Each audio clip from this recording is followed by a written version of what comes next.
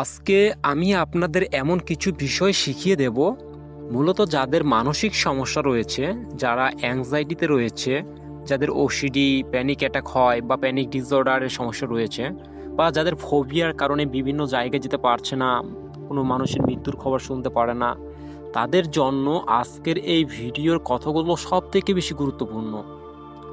আপনারা তো অনেক চেষ্টা করেছেন, অনেকভাবে ট্রাই করে দেখেছেন, অনেক অ্যাংজাইটি রিকভারি ভিডিও দেখেছেন, অ্যাংজাইটি নিয়ে বিভিন্ন ধরনের তথ্য বা গল্প শুনেছেন, কিন্তু নিজেও অনেক চেষ্টা করেছেন। আপনি কন্টিনিউ চেষ্টা করে যাচ্ছেন এখান থেকে বার হওয়ার জন্য, কিন্তু সত্য করে একটা কথা বলুন তো, আপনারা কি পেরেছেন এখান থেকে বের হতে? পারেন নাই, আর পারবেনও না। আসলে এই অ্যাংজাইটির চক্রটা হচ্ছে সম্পূর্ণ একটা ফাঁদ। আপনি যতদিন এই অ্যাংজাইটিকে ভালো করে বুঝবেন না, জানবেন না, এবং কি এই অ্যাংজাইটি আপনাকে যে কন্টিনিউ কষ্ট দিচ্ছে, আপনাকে তিলে তিলে ধ্বংস করে দিচ্ছে, তো এই অ্যাংজাইটি কিভাবে আপনার শরীরে কন্টিনিউ প্রতিক্রিয়া তৈরি করে, আপনাকে প্যানিক করে তোলে, এবং কি এই সমস্যা থেকে একদম সম্পূর্ণভাবে একদম 100% কিভাবে রিকভার করা যায়, আজকে আমি আপনাদেরকে তাই শিখিয়ে দেব। তার জন্য আপনাদেরকে অবশ্যই পুরো ভিডিওটি মনোযোগ দিয়ে শুনতে হবে। তো কাজের কথায় আসি।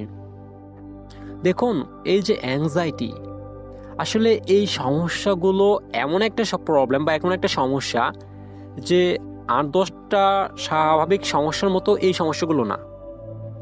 ধরেন আপনার জ্বর, জ্বালা, সর্দি, কাশি, পেট ব্যথা, মাথা ব্যথা হয়েছে, আপনি ডাক্তারের কাছে গেলেন, ডাক্তার আপনাকে মেডিসিন দিল, আপনি বাসায় এসে মেডিসিন খেয়ে একটু ঘুমাইলেন, আপনার সমস্যা সারিয়ে গেল।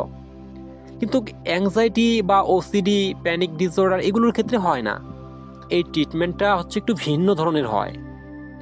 আর আমরা এই বিষয়টা না জানার কারণেই কিন্তু দিনের পর দিন, মাসের পর মাস, বছরের পর বছর কোনোভাবে এখান থেকে বের হতে পারি না। হ্যাঁ, আমরা শুনি অনেক মানুষের রিকভারি ভিডিও, আমরা শুনি যে ধরেন ইউটিউবে সার্চ করলে দেখা যায় অনেক মানুষ এগুলো থেকে রিকভার করে। তারা রিকভার করার পর এই রিকভারি অনেক ভিডিও তারা ইউটিউবে, সোশ্যাল মিডিয়াতে দিয়েছে। তো এখন আপনার মনে কন্টিনিউ চিন্তা আসে, কী রে, ও পারলো, আমি পারলাম না, আমি তো প্রতিদিন চেষ্টা করে যাচ্ছি, কেন হচ্ছে না, কি কারণে হচ্ছে না? তো এখানেই রয়েছে যে প্রশ্নটা, যে এখান থেকে রিকভার করেছে সে কিভাবে করলো, আর আপনি এখনো কেন পারছেন না? তাহলে অবশ্যই কোনো একটা জায়গায় মিস্টেক রয়েছে। তো ঠিক আছে, আজকে আমি আপনাদের এই ভুলগুলোই ধরিয়ে দেব, এবং কি আমি একদম সম্পূর্ণ ক্লিয়ারভাবে আপনাদেরকে শিখিয়ে দেব আপনারা কি কি করবেন, কি কি করবেন না। তো আমি আপনাদেরকে আগে সর্বপ্রথম এই কথাটা বলি যে ধরুন আপনাদের যখন অ্যাংজাইটি ছিল না বলতে গেলে ভুল হবে, অ্যাংজাইটি সবার ভিতরেই থাকে, কিন্তু যে অ্যাংজাইটিটা সবার ভিতরে থাকে সেটা হচ্ছে কি তাদের জীবনের কোনো বড় ধরনের বিপদ থেকে বাঁচিয়ে থাকার জন্য বা নিজেকে সুরক্ষা দেওয়ার জন্য যে অ্যাংজাইটিটা থাকা দরকার সেটা থাকে। কিন্তু মূলত যে অ্যাংজাইটিটা আমাদের মধ্যে দেখা যায়, যাদের অ্যাংজাইটি বলতে গেলে যে প্যানিক অ্যাটাক হয়, প্যানিক ডিসঅর্ডারের মতো সমস্যা রয়েছে, ওসিডির মতো বড় ধরনের একটা চক্রের মধ্যে ফেসে যায়। তো আসলে আমি আপনাদেরকে একটা কথা বলি যে এই সমস্যাটা কিন্তু আপনি জন্ম থেকে নিয়ে আসেন নাই। জি হ্যাঁ, অনেক মানুষের থাকে জন্মগত এই সমস্যাগুলো থাকে, যাদের ফ্যামিলিতে বাপ দাদা বা বংশের মধ্যে কারো এই ধরনের সমস্যা থেকে থাকে, তো সেই কারণে জন্মগতভাবে এই সমস্যাটা কারো থাকতে পারে। কিন্তু বেশিরভাগ মানুষেরই এই সমস্যাগুলো হওয়ার পিছনে কারণ হচ্ছে কোনো একটা ভয় থেকে, বা এমন কোনো একটা সিচুয়েশন তারা ফেস করেছে যে সিচুয়েশনে তারা অনেক ভয় পেয়ে গেছে, বা ধরেন কোনো মানুষ কোথাও বাইরে গেছে বা বাজারে গেছে, সেখানে মাথা ঘুরে পড়ে গেছে, সেই মাথা ঘুরে পড়ে যাওয়া থেকে এই অ্যাংজাইটি হতে পারে। বা কারো বাজারে গিয়ে বা মানুষের ভিড়ে গিয়ে প্রচুর বুক ধড়ফড় করা শুরু করেছে, সে অস্থির হয়ে গেছে, ভয় পেয়ে গেছে, এটা হার্ট অ্যাটাক না তো? এই সেদিনের সেই ভয় বা সেদিনের সেই প্যানিক সিচুয়েশনটার কারণেই তার এই অ্যাংজাইটি হতে পারে। আবার অনেকের রয়েছে যারা পানি খাইতে গেলেও গলায় পানি আটকে গেছে, সেই সময় নিঃশ্বাস নিতে অনেক কষ্ট হয়েছে, বা ভাত খাইতে গেলে খাওয়ার গলায় লেগে গেছে, সেই সময় সে নিঃশ্বাস নিতে পারতেছিল না, বা স্বাভাবিকভাবে সে শ্বাস প্রশ্বাস নিতে পারছিল না, যার কারণে ওই সময় সে প্রচুর ভয় পেয়ে গেছে। এরকম কারণেও অ্যাংজাইটি হতে পারে। বা অনেকের কন্টিনিউ অনেক দিন ধরে ব্লাড প্রেশার হাই থাকার কারণে অ্যাংজাইটি হতে পারে, বা কারো অন্য কোনো ভয় বা মনের মধ্যে এমন কিছু গোপনীয় ভয় যেটা সে কাউকে বলতে পারছে না, সে কন্টিনিউ সেই ভয়টার জন্য বুকের মধ্যে চেপে রেখে ঘরের মধ্যে বন্দি হয়ে গেছে, এর থেকেও অ্যাংজাইটি হতে পারে। তো এখন আপনাদের কার কি কারণে অ্যাংজাইটি হয়েছে সেটা বড় কথা না, বড় কথা হচ্ছে এখান থেকে বের হতে হবে। আসলে এটা কোনো লাইফ না, কিন্তু আমি মনে করি, কারণ আমি এগুলো ফেস করে এসেছি আমার জীবনে, আমি প্রতিটা সমস্যার সাথে ফেস করেছি। আমার অ্যাংজাইটি ছিল, আমার ওসিডিরও সমস্যা ছিল, আমার প্যানিক অ্যাটাক হতো, আমার প্রচুর মৃত্যু ভয় ছিল, আমি দূরে কোথাও একা যাইতে পারতাম না। আমি বিষয়গুলোকে বুঝি, কিন্তু আমি ধীরে ধীরে এই বিষয়গুলোকে বুঝতে বুঝতে একটা সময় এখান থেকে বেরিয়ে গেছি। আপনারাও পারবেন। এখন কথা হচ্ছে যে ধরেন এই সমস্যাগুলো হওয়ার পিছনের কারণ কিন্তু কোনো একটা ভয় থাকে, আর সেই ভয় থেকেই কিন্তু আমাদের মনে এই ভয়ের উপর, বা যে সময় আপনার যেদিন যে ঘটনাটা ঘটেছে, যেদিন আপনি ভয়টা পেয়েছেন, সেই দিনটার সেই সিচুয়েশনটাকে মনে করিয়ে বারবার মনের মধ্যে সেই চিন্তাটাকে নিয়ে আসার কারণে আপনার মনের মধ্যে এই বিষয় নিয়ে একটা প্যাটার্ন তৈরি হয়ে গেছে। এখন কোনো একদিন আপনার প্যানিক অ্যাটাক হয়েছে, বাজারে হোক বা বাসায় হোক, মানুষের ভিড়ে হোক, এখন আপনি সেই সময় জানতেন না এটা একটা প্যানিক অ্যাটাক। তো এখন আপনার মাথায় কন্টিনিউ চিন্তা আসতেছে সেই দিন থেকে, কী রে এই জায়গায় গিয়েছিলাম, হঠাৎ এমন কেন হলো, কেন বুকটা ধড়ফড় করে উঠলো, আমার মাথাটা কেন ঘুরতে শুরু করলো, আমি অন্ধকার লেগে কেন পড়ে গিয়েছিলাম, আমি হঠাৎ বুক ধড়ফড় করার কারণে কেন অস্থির হয়ে গিয়েছিলাম। না, এটা তো স্বাভাবিক হতে পারে না। এই যে একটা চক্র, যদি আবার হয়, না ওদিন বাজারে গেছিলাম, ওদিন বাজারে গিয়ে তো এই সমস্যাটা আমার হয়েছে, যদি আজকে আবার বাজারে যাই, যদি আবার হয়, কালকে তো এই সমস্যাটা হয়েছিল, সেখানে অনেক মানুষ ছিল, তারা আমাকে ধরে ডাক্তারের কাছে নিয়ে গেছে, আমার মাথায় পানি দিয়েছে, মুখে পানির ছিটা দিয়েছে, তো সেই জন্য হয়তো আমি বেঁচে গেছি। যদি আজকে গিয়ে সেখানে কোনো মানুষ না থাকে, আমাকে কে দেখবে, কে নিয়ে আসবে? এই যে এভাবে চলে তার মনের মধ্যে একটা প্যাটার্ন কন্টিনিউ, যার কারণে কি হয়, আমাদের সাবকনশিয়াস মাইন্ড তখন এই চিন্তাটাকেই বাস্তব মনে করে ফেলে, এবং সেই রিলেটেড একটা প্যাটার্ন আমাদের মস্তিষ্কে সে তৈরি করে ফেলে। এখন যখন আপনার মাথায় সেই চিন্তাগুলো আসা শুরু হয়, যখন আপনার ব্রেনকে আপনি বারবার বোঝাচ্ছেন যে না হ্যাঁ এটা অবশ্যই মনে হয় বিপজ্জনক কিছু একটা, বা সেখানে গেলেই আপনার কিছু একটা হবে, তো আপনার ব্রেন তখন সেটাকেই বিশ্বাস করে নেয়, এবং কি যখনই আপনার এই চিন্তাটা আসে, মস্তিষ্ক তখন আপনাকে সিগন্যাল দেয় না ওখানে গেলেই আপনার সমস্যাটা হবে। কিন্তু তখন আপনি কি করেন, আপনি ধীরে ধীরে সেই জায়গাটা থেকে দূরে থাকার চেষ্টা করেন, আপনি ঠিকমতো আর বাইরে যাচ্ছেন না, আপনি বাজারে যাচ্ছেন না, আপনার বাজারে যাওয়ার কথা কেউ বললে বা বাজারে যাওয়ার কথা চিন্তা এলে আপনার বিভিন্ন ধরনের শারীরিক সমস্যা অটোমেটিক্যালি দেখা দিয়ে দেয়।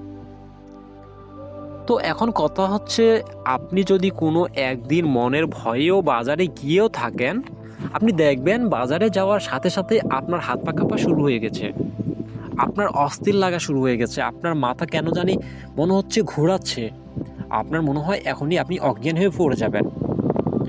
এই যে বাজারে যাওয়ার পর এমন একটা সিচুয়েশন আপনার তৈরি হলো, এখন আপনি ভাবতেছেন আরে আজকে তো বাজারে আসলাম, তো আজকে আমার এরকমটা লাগলো, না আর বাজারে আসা যাবে না, বাজারে গেলেই মনে হয় আমার কিছু হয়ে যাবে।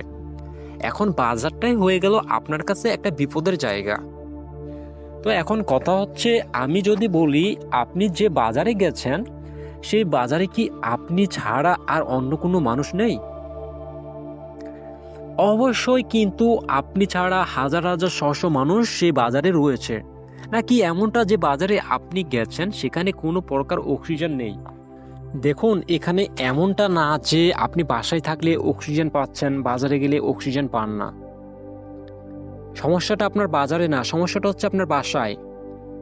আপনার চিন্তা ভাবনার। আপনি যখনই ভাবছেন আপনি বাজারে যাবেন, আপনি সত্যি করে বলুন তো, আপনি যখনই ভাবতেছেন আপনি বাইরে যাবেন, আপনার মাথায় কি চিন্তা আসে? সেখানে গেলে কিছু হয়ে যাবে না তো? সেখানে গেলে পড়ে যাব না তো? বুক ধড়ফড় বেড়ে যাবে না তো? হাত পা কাঁপে না তো? বিভিন্ন ধরনের চিন্তাগুলো চলে আসে। আপনি এখনো যাচ্ছেন না, কিন্তু আপনি বাসায় আছেন, তার আগেই এই চিন্তাগুলো আসে। আচ্ছা, তাহলে আপনি আপনার বাসার আশেপাশে যে মানুষগুলো রয়েছে যারা বাইরে যায়, আপনি সেই সময় তাদেরকে জিজ্ঞাসা করেন তো, সে যে বাইরে যাচ্ছে তার মাথায় কি চিন্তা আসে? আপনার মতো সেম চিন্তাগুলো কি তার আসে? আসে না কিন্তু। তাহলে এখানে প্রবলেমটা হচ্ছে আপনার চিন্তা ভাবনার। আপনার ব্রেন আপনাকে যে চিন্তাটা দিচ্ছে, এই চিন্তাটাকে আপনার বিশ্বাস করার কারণেই কিন্তু আপনার সমস্যাগুলো হচ্ছে। চিন্তার কখনো কোনো ক্ষমতা থাকে না যে সে বাস্তবে কিছু ঘটাইতে পারে। যদি সেটা সম্ভব হতো তাহলে মানুষ চিন্তা করে করে রাতে রাতে কোটিপতি, কোটি কোটি টাকার মালিক হয়ে যেত। মানুষ চিন্তা করে ৮-১০টা করে বাড়ি তৈরি করতো, চিন্তা করে ৮-১০টা করে বিমান আকাশে উড়াইতো। এটা হয় না। আপনি নিজেকে সঠিকভাবে লজিক দিতে শিখুন। চিন্তা আসা মানে যে কিছু হয়ে যাবে, এটা সম্ভব না। এখন আপনারা বলতে পারেন যে, ভাই জানি চিন্তা থেকে কখনো কিছু হয় না, কিন্তু আমাদের তো শারীরিক সমস্যাগুলো হয়, এটা তো অবাস্তব না।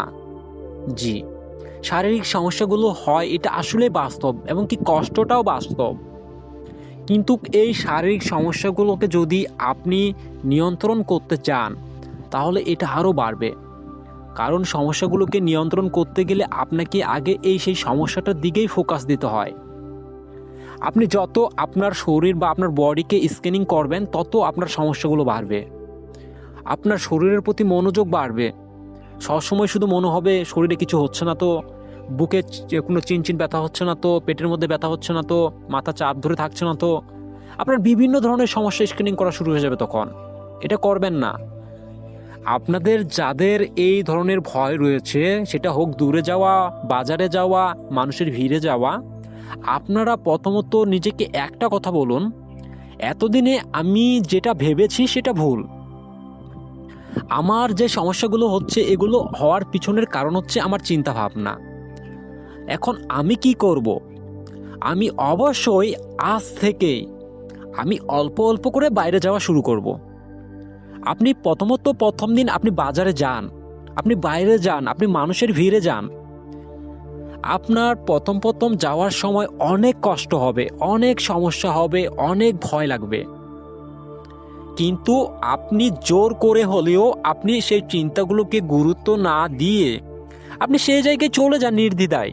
আপনি গিয়ে বেশি না, প্রথম প্রথম অন্তত 5টা মিনিট সেই জায়গায় থেকে আসবেন। হ্যাঁ, আজকে আমি এসেছি, আমার অনেক কষ্ট হয়েছে, আমার অনেক সমস্যা হচ্ছে, আমি শুধু 5 মিনিট আজকে এখানে থাকবো। এই 5 মিনিটই থাকবো, 5 মিনিট আগে কোনোভাবে আবার যাব না। আপনি 5 মিনিট থাকবেন, থাকার পর সেই জায়গায় থেকে বাসায় এসে সুন্দর করে খাতায় নোট করে নেবেন, আজকে আমি বাজারে গিয়েছিলাম, বাইরে গিয়েছিলাম, মানুষের ভিড়ে গিয়েছিলাম, আমার এই সমস্যাগুলো হয়েছে, কিন্তু তাও আমি 5 মিনিট থেকে এসেছি। আপনি পরের দিন আবার যাবেন, আপনি সেই জায়গায় 5 মিনিট টাইমটাকে বাড়িয়ে 10 মিনিট করে দেবেন। আমি কালকে 5 মিনিট থেকেছি, আমার অভিজ্ঞতা রয়েছে, আজকে আমি 10 মিনিট না হওয়া পর্যন্ত কোনোভাবেই এখান থেকে যাব না। আপনি প্রতিজ্ঞা করে নেন, এই জায়গায় এই কথায় আপনার যা হওয়ার হয়ে যাক। আপনার যদি মনে হয় আপনি অজ্ঞান হয়ে পড়ে যাবেন, আচ্ছা পড়ে গেলে পড়ে যাব, দেখা যাবে। আমি যদি পড়ে যাই আমি আবার উঠে দাঁড়াবো। এরকম মন মানসিকতা তৈরি করতে হবে আপনাকে। তারপর অবশ্যই আপনাকে সেই দিন সেই জায়গায় 10 মিনিট থাকতেই হবে। আপনার যেমনই লাগুক না কেন, কিচ্ছু হবে না, কিন্তু আপনি সাহস হারাবেন না। আপনার কোনো কিছুই হবে না, এটার জন্য আপনাকে হসপিটালে যাইতে হবে না, কোনো ডাক্তারের কাছে যাইতে হবে না। আপনি তখন সেদিন 10 মিনিট থাকবেন, থাকার পর আবার বাসায় আসবেন, আবার আপনি খাতায় সুন্দর করে নোট করে নেবেন, হ্যাঁ আজকে আমি আবার গিয়েছিলাম, আমার এই সমস্যাগুলো হয়েছে, কিন্তু আমি 10 মিনিট থেকে এসেছি, আমার বড় ধরনের কোনো বিপদ হয় নাই। এভাবে যখন আপনি কন্টিনিউ 1 দিন 2 দিন 3 দিন 1 সপ্তাহ 1 মাস 2 মাস 3 মাস আপনি কন্টিনিউ যাওয়া শুরু করবেন, আপনি দেখবেন 1 মাস পর, 21 দিন পর বা 1 মাস পর আপনার নিজের মধ্যে যে এমন একটা হ্যাবিট তৈরি হবে, আপনি বিশ্বাসই করতে পারবেন না।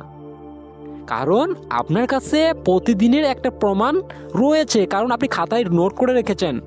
আপনি কালকে গিয়েছেন, পরশু গিয়েছেন, কিন্তু আপনার চিন্তা এসেছে, ভয় লেগেছে, কিছু হয় নাই। এভাবে যখন আপনার 1 দিন 2 দিন করে 20 দিন 25 দিন 1 মাস কন্টিনিউ একটা প্রমাণের একটা খাতা তৈরি হয়ে যাবে না, তখন আপনার মস্তিষ্ক যে আপনাকে ব্ল্যাকমেল করবে, আপনাকে মিথ্যা চিন্তাগুলো দিয়ে আপনাকে ভয় দেখাবে, সেটা পারবে না। কারণ আপনার তো অভিজ্ঞতা রয়েছে, খাতায় লেখা আছে। আপনারা অবশ্যই এইভাবে কন্টিনিউ চালিয়ে যান, আপনাদের এই ভয়টা কেটে যাবে।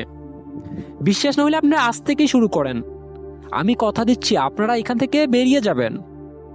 তারপর এরপর কিছু মানুষ রয়েছে যাদের প্রচণ্ড আকারে মৃত্যু ভয় রয়েছে।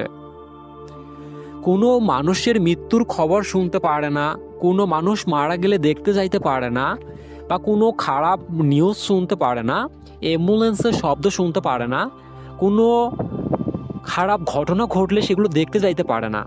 কোনো মানুষ রয়েছে আবার তারা কাক ডাকলে প্রচুর ভয় পায়, বিড়াল কান্না করলেও তারা মনে করে তাদের সাথে খারাপ কিছু ঘটবে। এবং কি যদি মনে করে কোনো একজন মানুষ তার দিকে তাকিয়ে থাকে, তারও মনে হয় এই মানুষটা আমার দিকে তাকিয়ে আছে, আমাকে নিয়ে সে কিছু ভাবছে না তো, বা আমার কিছু হয়ে যাবে না তো। বিভিন্ন ধরনের ভয় কাজ করে এই সমস্যাগুলোতে। আমি তাদেরকে একটা কথা বলি, দেখুন, মানুষের মৃত্যুর খবর শুনলে যদি আপনিও মারা যান, তাহলে যে মানুষটা মারা যায় সেই মানুষটার মৃত্যুর পরে সেই মানুষটার মৃত্যুর খবর কি আপনি ছাড়া আর অন্য কোনো মানুষ শুনে না? আপনি ছাড়া হাজার হাজার মানুষ সেই খবরটা শুনে সেই মানুষটাকে দেখতে যায়। তাইলে কি সেই মানুষগুলো মারা যাবে? যদি মানুষের মৃত্যুর খবর শুনে মানুষ মারা যায়, তাইলে মানুষ বেঁচে থাকে এই খবরটা শুনে তো মানুষ বেঁচে থাকতে পারে সারা জীবন। দেখুন, এই ভয়টা কখনো বাস্তব না। এটা কেবল মাত্র আপনার মনের মধ্যে জমে থাকা একটা অহেতুক কাল্পনিক ভয়, যেটা আপনাকে বারবার মনে করিয়ে দিচ্ছে এটা বিপজ্জনক, এবং কি আপনাকে সেই বিষয়টা থেকে দূরে রাখার কন্টিনিউ চেষ্টা করতেছে। আসলে এখানে দোষটা কিন্তু আমাদের শরীরের বা আমাদের মনের না, এখানে দোষটা হচ্ছে আমাদের ব্রেন আমাদেরকে যে ভুল সিগন্যালগুলো দিচ্ছে। কারণ আমাদের মস্তিষ্কের কাজ হচ্ছে আমাদেরকে সারভাইভ করা, আমাদেরকে বাঁচিয়ে রাখা, বিপদের হাত থেকে রক্ষা করা। সে কিন্তু তার প্রসেস কন্টিনিউ ফলো করে যাচ্ছে, সে তার নিয়ম মতোই কন্টিনিউ প্রতিটা কাজ চালিয়ে যাচ্ছে। আপনার মস্তিষ্কের কাজ যখন আপনাকে বাঁচিয়ে রাখা, যখন আপনি আপনার মস্তিষ্ককে সবসময় একটা বিপদের সংকেত দিচ্ছেন, তো সে সেই বিপদটা থেকে আপনাকে বাঁচানোর জন্যই কিন্তু এমনটা করছে। এখানে তার কোনো দোষ নেই। কিন্তু আপনি যদি আপনার ব্রেনকে সঠিকভাবে লজিক দিয়ে আপনি বিষয়টিকে বুঝাইতে পারেন, আপনি ওই সময় স্থির থাকতে পারেন, শান্ত হয়ে থাকতে পারেন। আপনি যদি নিজেকে বলেন, হ্যাঁ আমি এর আগেও এরকম অনেক নিউজ শুনেছি, অনেক মানুষ মারা গেছে, আমি দেখতে গেছি, আমার তো তখন কিছু হয় না, এখন কেন হবে? অনেক মানুষ তো দেখতে যাচ্ছে, তাদের তো কিছু হচ্ছে না, আপনার কেন হবে? না, এটা কখনো বাস্তব হতে পারে না। আমি অবশ্যই যাব, অবশ্যই নিউজগুলো শুনবো, অল্প অল্প করে। আপনি যখন ধীরে ধীরে সমস্যাগুলো বা প্রবলেমগুলোর সাথে ফেস করা শুরু করবেন না, এই সমস্যাগুলো কাছাকাছি যাবেন না, দেখবেন ধীরে ধীরে ধীরে ধীরে আপনার এই ভয়টা কেটে যাবে। এটা বাসায় বসে থেকে কাটবে না, কিন্তু আপনাদেরকে কাছাকাছি যেতে হবে। কাছাকাছি না গেলে কখনো এই ভয়টা যাবে না। তো অবশ্যই আপনাদের যাদের এই ভয়গুলো রয়েছে, আপনারা অবশ্যই কাছাকাছি যান, দেখবেন ধীরে ধীরে এখান থেকে বেরিয়ে যাবেন। আর আমি একটা কথা সকলকে বলবো, যদি আপনারা নিজের থেকে এগুলো না পারেন, আপনাদের কনফিডেন্স যদি না বাড়ে, আপনাদের মনের সাহস যদি আপনারা না বাড়াইতে পারেন, তাহলে অবশ্যই আপনারা আপনাদের কাছাকাছি কারো একজনের হেল্প নিন, যাদের এই সমস্যাগুলো সম্পর্কে অভিজ্ঞতা রয়েছে। অবশ্যই আপনারা এখান থেকে বেরিয়ে যাবেন। আর এরপরে কিছু মানুষ রয়েছে যারা সব সময় বিপি ব্লাড প্রেশার মাপার একটা প্রবণতা তৈরি করে ফেলেছে। তারা সব সময় মাথার মধ্যে শুধু একটাই চিন্তা ঘুরপাক খাচ্ছে, প্রেশার বেড়ে যাচ্ছে না তো, মাথাটা একটু চাপ ধরে আছে, মাথাটা কেন এমন লাগে, আমার প্রেশার বেড়ে গেল না তো, সেই দৌড় বাজারে ডাক্তারের কাছে গিয়ে, ডাক্তার সাহেব আমার প্রেশারটা দেখুন, আমার এরকম লাগতেছে কেন। আর প্রেশার মাপতে গিয়েও তাদের অস্থির লাগে, প্রেশার মাপতেছি, প্রেশার হাই দেখাবে না তো, কিছু হয়ে যাবে না তো। কারণ আপনি হয়তো কোনো এক সময় শুনেছেন যে কোনো এক মানুষ বা কোনো মানুষ প্রেশার বেড়ে গেলে স্ট্রোক করে মারা যায়। এইখান থেকেই আপনার শুরু হচ্ছে সেই প্রেশার নিয়ে দুশ্চিন্তা। এখন কোনো একটু সমস্যা দেখা দিলেই আপনার মনে হচ্ছে আপনার বিপি বেড়ে গেছে, আপনি দৌড়াচ্ছেন ডাক্তারের কাছে, গিয়ে বারবার প্রেশার মাপছেন। এবং কি এমন কিছু মানুষ রয়েছে যে দিনে 7বার 8বার পর্যন্ত প্রেশার মাপে। এগুলো করবেন না। যাদের প্রেশারের সমস্যা বাস্তবেই রয়েছে, যারা প্রতিদিন কন্টিনিউ বিপি ট্যাবলেট খায়, তারাও এরকমটা করে না।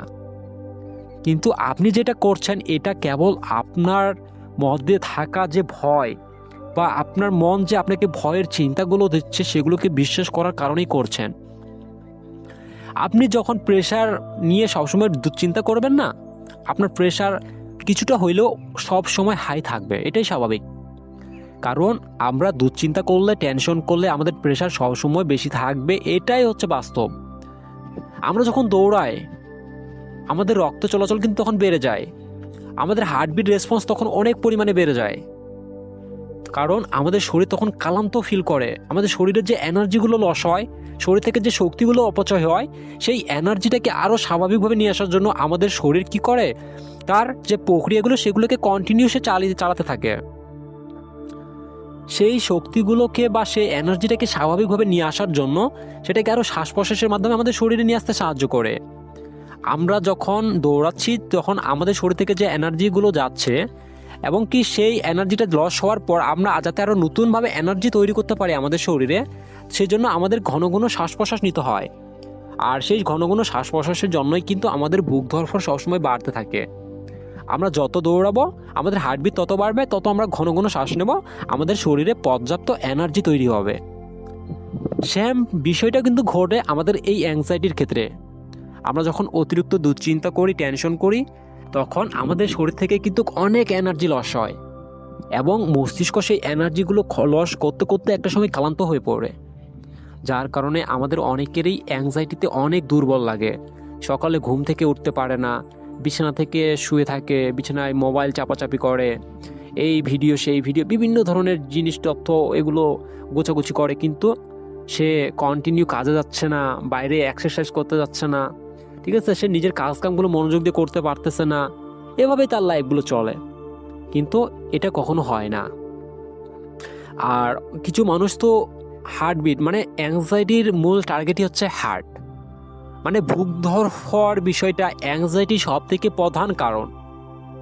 যে কোনো একটা ভয় লাগলেই বা কোনো একটা ভয়ের চিন্তা মনের মধ্যে আসলেই আমরা মনে করি যে আমাদের মনে হয় হার্টের সমস্যা হয়ে গেছে, বুক ধড়ফড় করতেছে মানে হার্টের সমস্যা।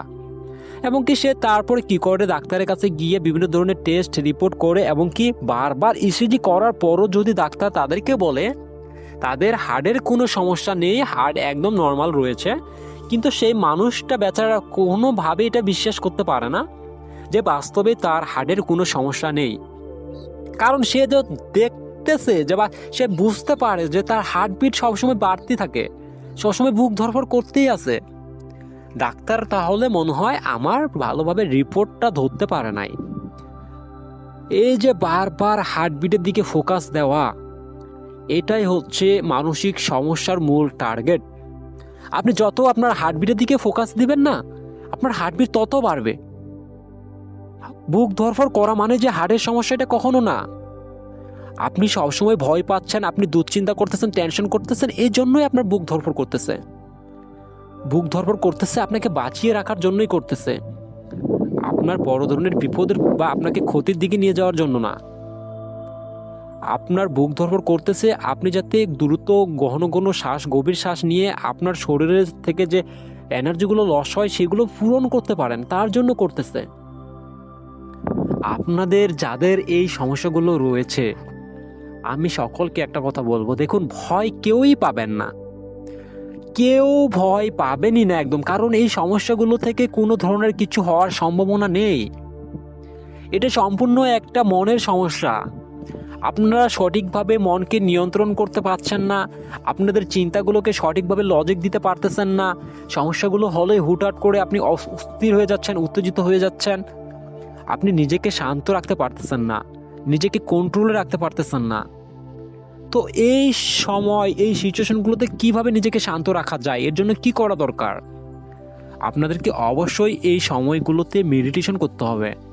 আপনাদেরকে ডিপ ব্রেথিং এক্সারসাইজ করতে হবে, এবং কি আপনার মস্তিষ্কের হরমোনের ব্যালেন্সগুলোকে ভারসাম্যে নিয়ে আসার জন্য আপনাদেরকে কন্টিনিউ এক্সারসাইজ করতে হবে। এক্সারসাইজ ছাড়া কখনো অ্যাংজাইটি বা যে কোনো ধরনের ডিসঅর্ডার থেকে বেরিয়ে আসা অসম্ভব। বেশি না হলেও সকালে উঠে ঘুম থেকে আপনাকে উঠে অন্তত 40 মিনিট আপনাকে হাঁটতে যেতে হবে। সেই সাথে সাথে আপনাকে অনেক ধরনের মেডিটেশন করতে তো হবেই, বা আপনাকে ধ্যান, ইয়োগা, আপনাদের বিভিন্ন ধরনের সমস্যা যতই থাকুক না কেন, আপনারা যদি এগুলো মেনে চলেন তাহলে এখান থেকে ধীরে ধীরে আপনারা বেরিয়ে যাবেন। দেখুন, অ্যাংজাইটিতে কিন্তু মানুষের অনেক ধরনের সমস্যা হয়, আপনারা আপনাদের সাথে মিলিয়ে নেবেন। এখানে অনেক কিছু মানুষ থাকে যারা মসজিদে একা নামাজ পড়তে যায় না, মসজিদে প্রথম কাতারে বা মধ্য কাতারে দাঁড়িয়ে নামাজ পড়তে পারে না, কারণ অনেক মানুষের গ্যাস অ্যাসিডিটির সমস্যা থাকে, অনেক মানুষ কোনো খাবার খাইলে ঘন ঘন ডেকুর আসে, বা ডেকুরের সাথে খাবার বা পানি উপরে উঠে আসে, পেট জ্বালাফুরা করে, কোষ্ঠকাঠিন্য হয়, বা বাথরুম ঠিকমতো হয় না। ঠিক আছে, অনেক ধরনের সমস্যা হয় এই অ্যাংজাইটি থেকে। কারো আলসার হয়, ঠিক আছে, অনেক ধরনের সমস্যা হতে পারে। কিন্তু আপনাদের যখন অ্যাংজাইটিটা কমে যাবে, স্বাভাবিকভাবে আপনি যখন আপনার লাইফটাকে লিড করতে পারবেন, দেখবেন আপনাদের এই সমস্যাগুলো ধীরে ধীরে আস্তে আস্তে নাই হয়ে যাবে। তো ভয় কেউই পাবেন না, টেনশন করার কিছু নেই। আপনারা যদি নিজে নিজে না পারেন, আপনারা আপনাদের কাছাকাছি কাউকে দেখান, দেখাইলেই ভালো হয়ে যাবেন। এবং কি একজনের সাপোর্ট নিয়ে যখন আপনি চলবেন, দেখবেন যে ধীরে ধীরে আপনি এখান থেকে বেরিয়ে আসতেছেন, এবং কি আপনি সামনে একটা বেটার লাইফ পেয়ে যাবেন ইনশাআল্লাহ। ভয় কেউই পাবেন না। সকলেই ভালো থাকবেন, সুস্থ থাকবেন, নিজের যত্ন নেবেন। আল্লাহ হাফিজ।